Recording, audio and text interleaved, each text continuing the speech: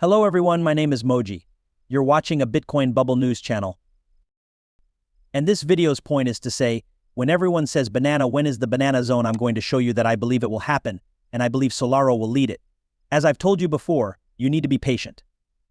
These things don't happen right away, but they can change your life when they do. We're at that part of the 4-year cycle right before the US election where things get really exciting. Usually there is a break around this time. Global liquidity is often paused, which is what happened recently. However, going ahead, as I'll show you in other videos, liquidity is about to surge. Guess who is watching us now?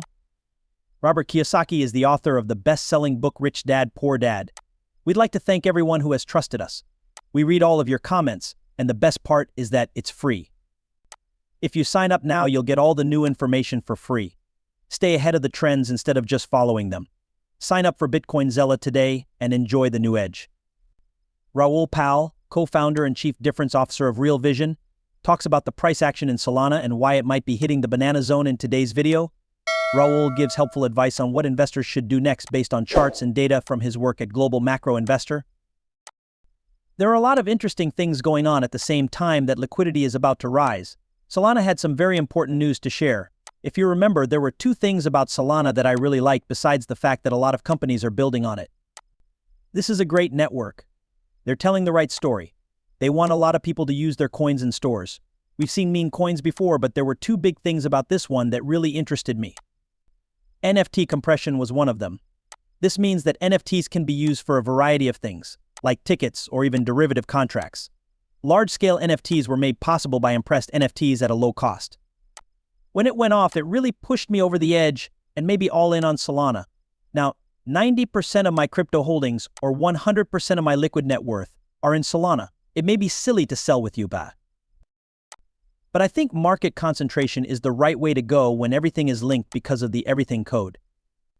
The fact that Solana started to break out against Bitcoin and Ethereum around October of last year was the last thing that made me decide that this was going to be the big token of this cycle.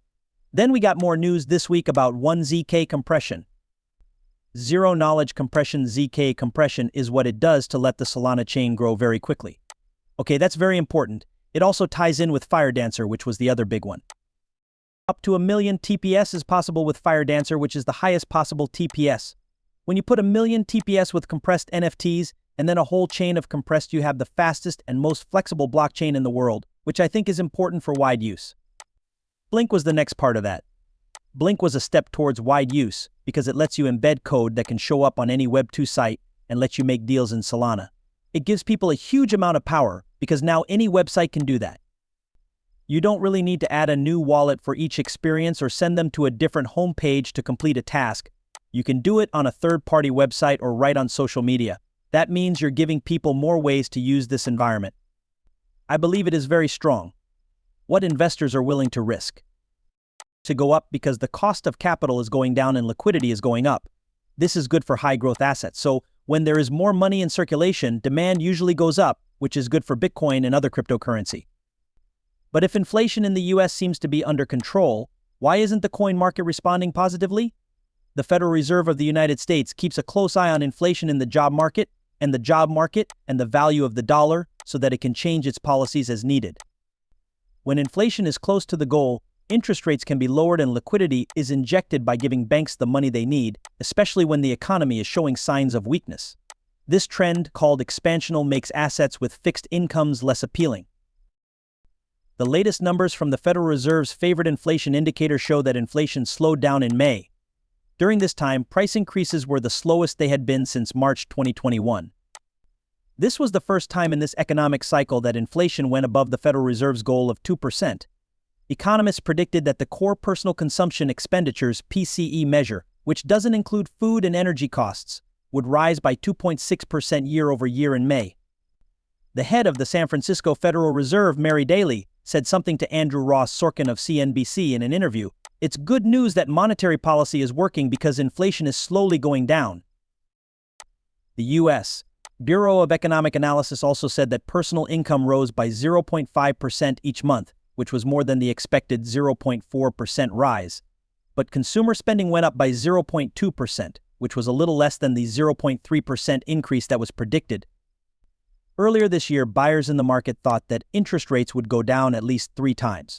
However, new predictions show that only 2 rate cuts will happen starting in September. Seema Shah, chief global analyst at Principal Asset Management, told CNBC that a first rate cut in September will only be possible if inflation slows down even more and there is more evidence that the job market is weakening. The S&P 500 hit an all-time high on June 28. This was due to the latest U.S. inflation statistics, a 4% unemployment rate, and growth in person income.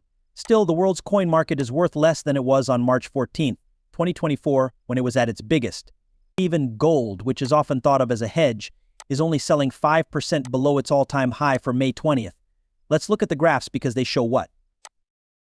Something to say, listen, this is likely the last chance you'll have to buy these big ones before we get to the banana zone. Now we're at the beginning of the banana, and it should last all year or at least until early next year.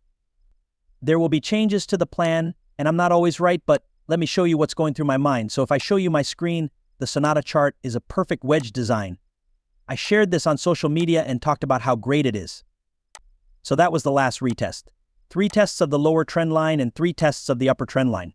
That's about it for me. These patterns, continuation wedges, triangles, or whatever you want to call them, have the best chance of working.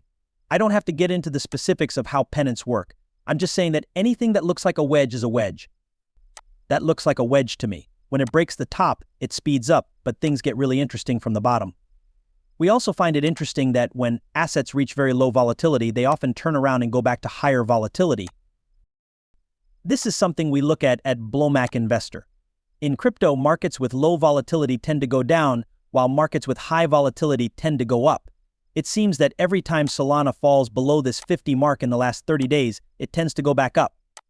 Yesterday it did the same thing it did yesterday. In the last 5 times it did this from this level, it went up by 109% in December, 32% in February, 57% in August, 527% in September, and 78% in February.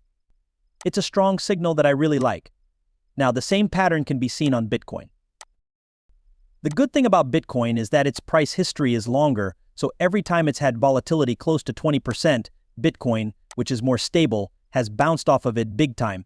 If you look at the numbers, these bounces have led to 83% of all gains. 85% of the time, these are bloody good signs. It's true that nothing is perfect, but it does put the odds on your side. The other thing I look for is a star that keeps being strong compared to others.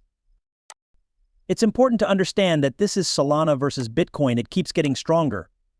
As you can see, I bought Solana when it broke out against Bitcoin and Ethereum in September and October of last year. Since then, it's been going up in steps, so we're about to explode through the next level. This means that owning Solana should make you more money than owning Bitcoin. Here's the same chart versus ETH, which shows a very similar pattern. Once we get to the 0.055 level in Sol ETH, even with the ETH ETF, we should see Solana outperform. When the DXY goes down, the euro, pound, and Swiss franc all lose worth. The US 5-year bond yield has dropped from 4.72% on April 25th to 4.32% now that the DXY is close to 106, which would be